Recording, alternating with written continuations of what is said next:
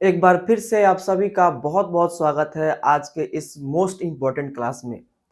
आज हम लोग कवर करने वाले हैं बहुत ही इम्पोर्टेंट चैप्टर का ऑब्जेक्टिव क्वेश्चन। चैप्टर का नाम है वंशागति और विभिन्नता के सिद्धांत, principle of inheritance and variation. तो principle of inheritance and variation का जो भी इम्पोर्टेंट ऑब्जेक्टिव क्वेश्चन है आज के इस वीडियो में हम लोग देखने वाले हैं।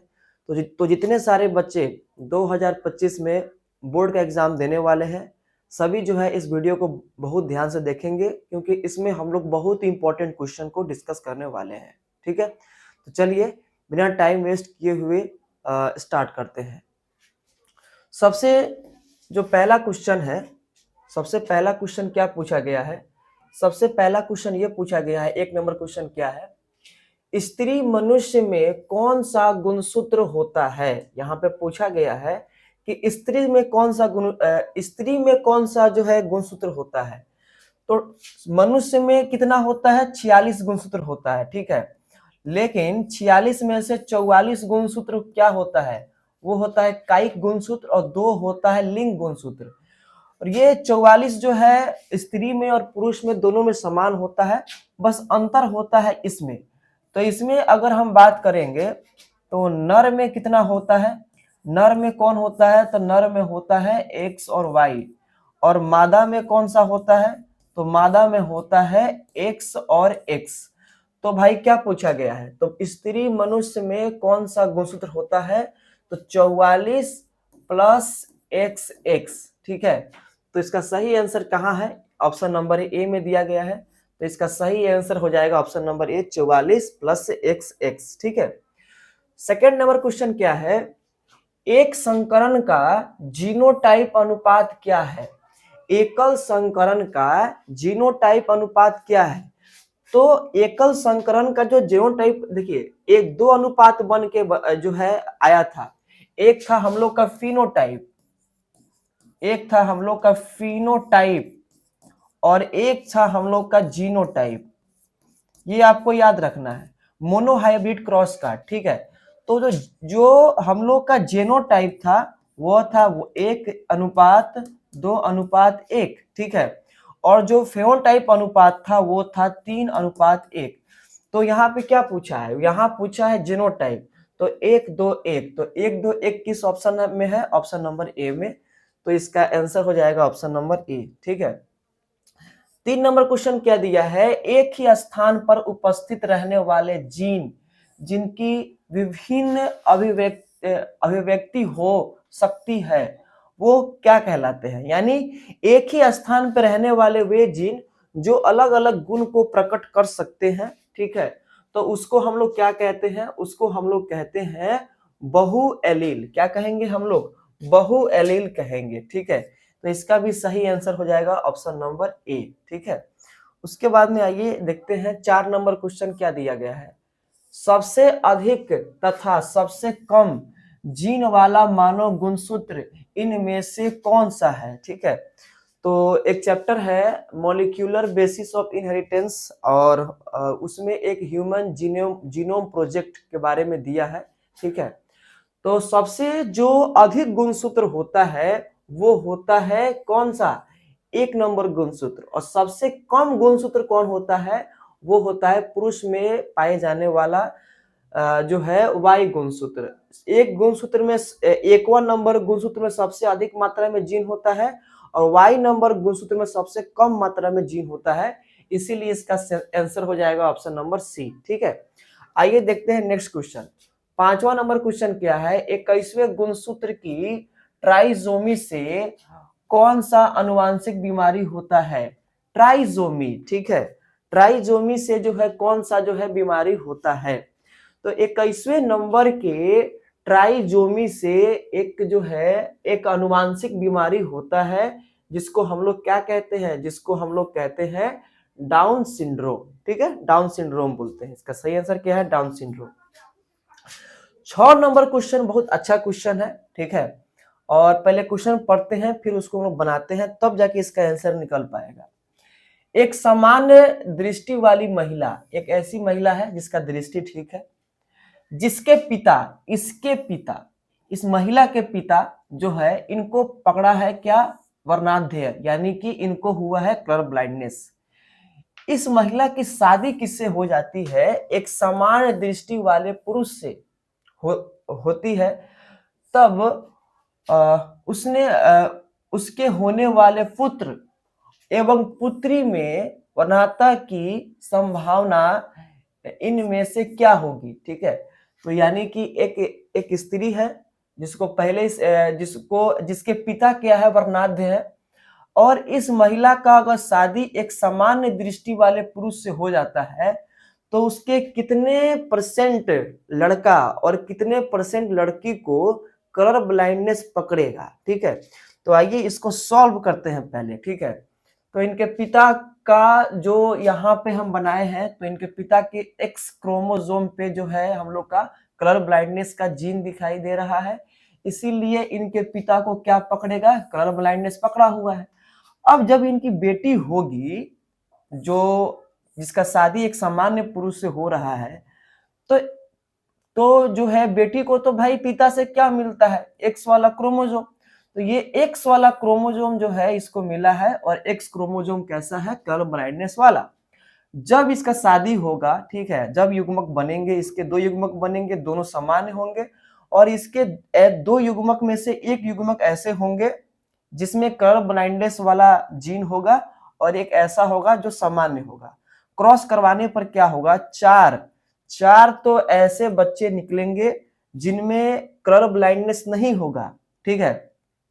यहाँ पे क्यों नहीं हो रहा है, क्योंकि भाई स्त्री में, महिला में, मादा में कलर ब्लाइंडनेस होने के लिए दोनों एक्स क्रोमोसोम पर जो है ऐसा होना चाहिए, लेकिन इसमें क्या है, एक ही एक्स क्रोमोसोम पे देखने को मिल रहा है, ठीक है।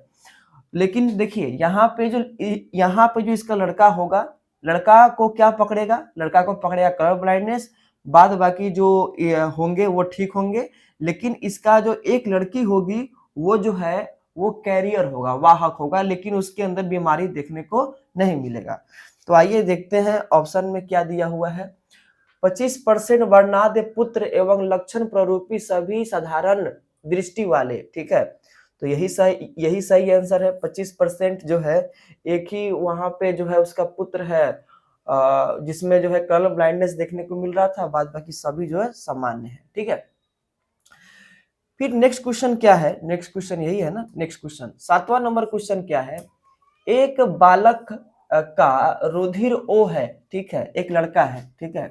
यहाँ पे दिया हुआ है कि एक लड़का है, ठीक है, एक लड़का है, एक सेकेंड, एक लड़का है जिसका ब्लड ग्रुप क्या है, O है, तथा उसके पिता का रुधिर का ब्लड ग्रुप क्या है, B है।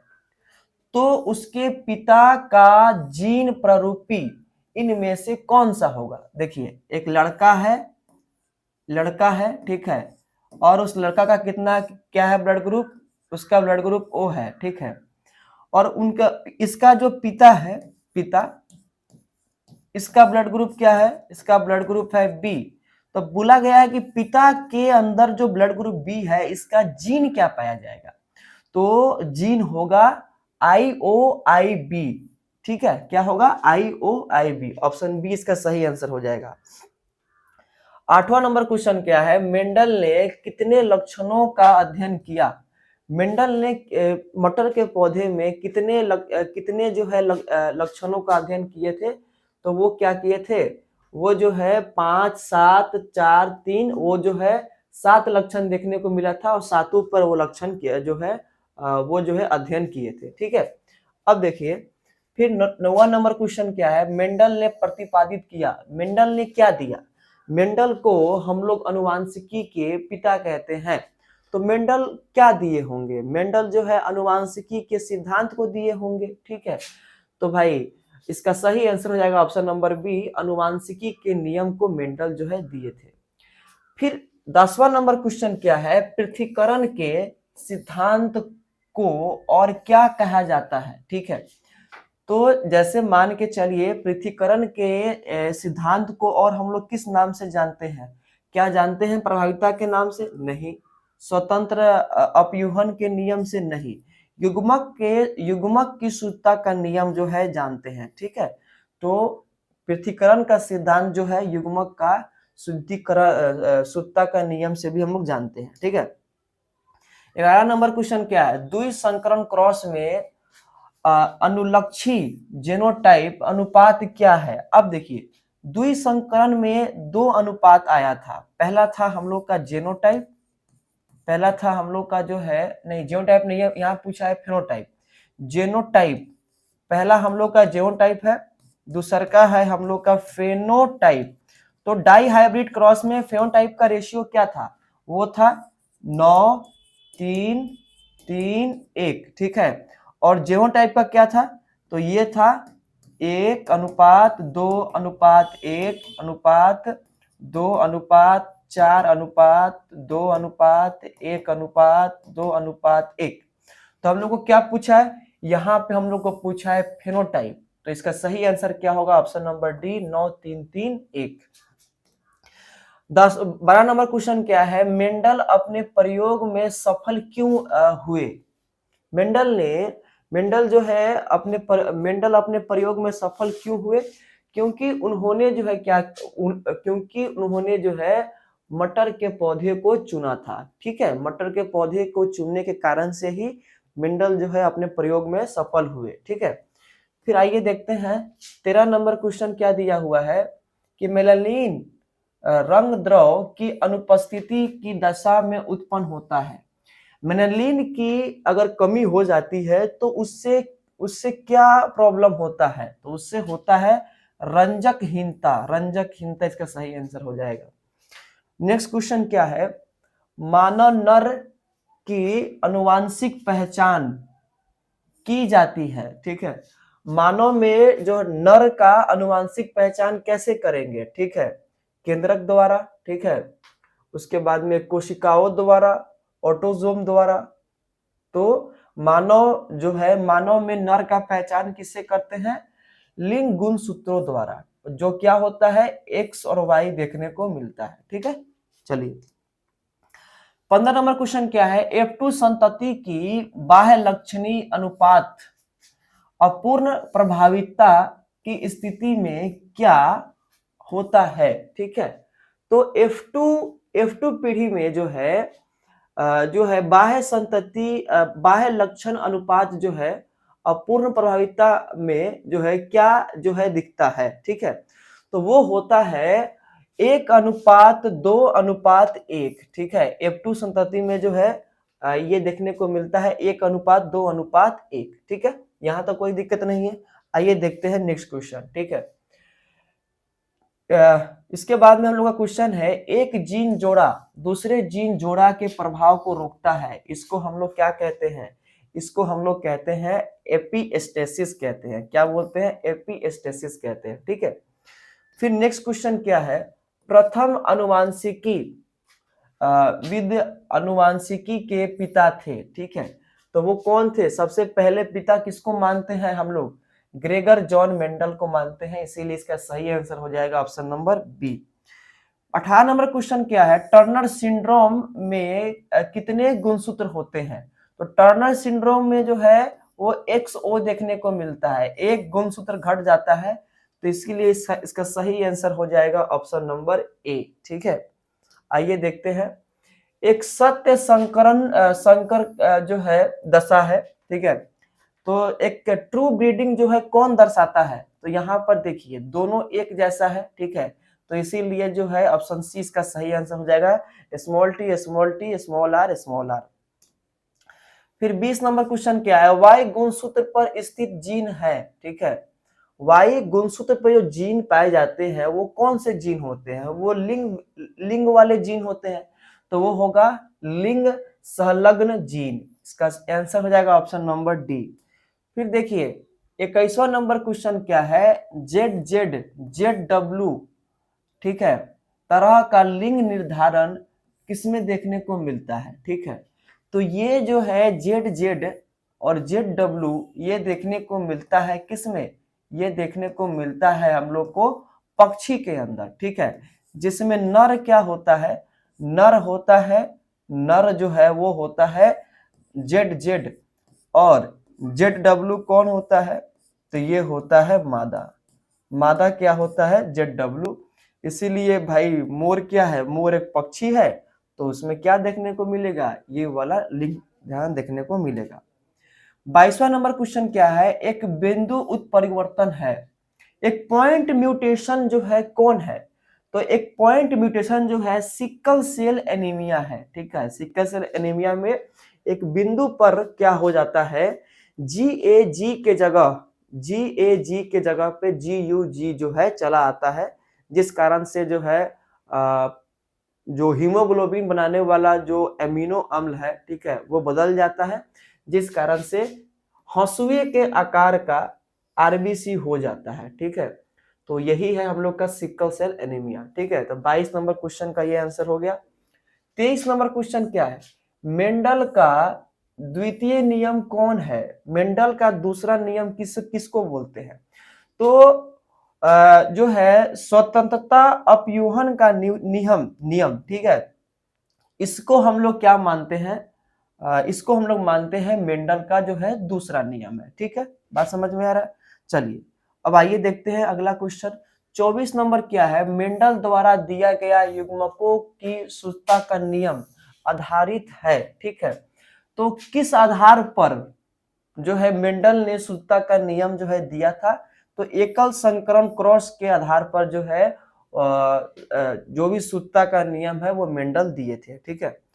25 नंबर क्वेश्चन क्या है, मेंडल के नियम का एक अपवाद है, मेंडल इसमें से कौन सा ऐसा नियम है जो मेंडल के द्वारा दिया गया नहीं है, प्रभावितता का नियम ये मेंडल का है, युग्मक का शुद्धता का नियम ये भी मेंडल का है, स्वतंत्र अपयूहन नियम ये भी मेंडल का है, लेकिन जो सहलगनता है, जो लिंकेज है, वो मेंडल के द्वारा दिया गया नहीं है, इसीलिए इसका सही आंसर होगा ऑप्शन नंबर सी, ठीक है। आइए देखते हैं 26 नंबर क्वेश्चन क्या है, हीमोफीलिया है, हीमोफीलिया क्या है, तो हीमोफीलिया जो है यह जो है ये मेंडलीय व्यवधि है, गुणसूत्र व्यवधि है कि ए और बी दोनों है, तो ये है हम लोग का मेंडलीय व्यवधि है, ठीक है। बात समझ में आ रहा है। चलिए आइए यहाँ पर देखते हैं आगे क्या होता है। नेक्स्ट क्वेश्चन है, डाउन सिंड्रोम है, डाउन सिंड्रोम क्या है, डाउन सिंड्रोम में अभी हम लोग पढ़े थे कि डाउन सिंड्रोम जो है गुणसूत्र वाला जो है व्यवधि है, तो ये क्या होगा, ये होगा गुणसूत्र व्यवधि होगा, ठीक है।